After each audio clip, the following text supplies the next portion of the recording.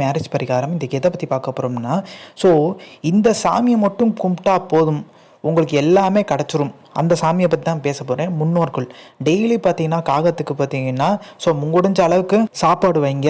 So தெரு நாய்களுக்கு, உங்கள் வீட்டு நாய் நீங்கள் வளர்க்குற நாய் கிடையாது, தெரு நாய்களுக்கு கஷ்டப்பட்டுருக்கும்ல, அதுக்கு உணவளிங்க.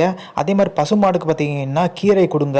ஸோ அந்த மாதிரி கொடுத்துட்டு வந்தாலே போதும், நீங்கள் நினச்சதெல்லாம் நடக்கும்.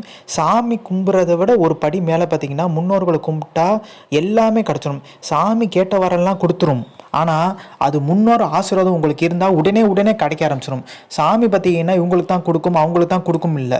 முன்னோர்கள் ஆசீர்வாதம் எந்த குடும்பத்திற்கோ இருக்கோ அந்த குடும்பம் போய் சாமிகிட்ட வேணும்னா உடனே பார்த்தீங்கன்னா அந்த வரத்தை கொடுக்குற வேலை தான் பார்த்தீங்கன்னா சாமி.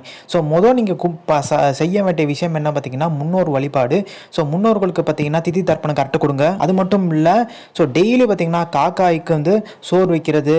ஸோ முன்னோர்கள் வழிபாடு பார்த்தீங்கன்னா மிகப்பெரிய ஒரு வளர்ச்சி உங்களை தரும். ஸோ இந்த இன்ஃபர்மேஷன் பிடிச்சா like share subscribe. Thanks for வாட்சிங் திஸ் வீடியோ.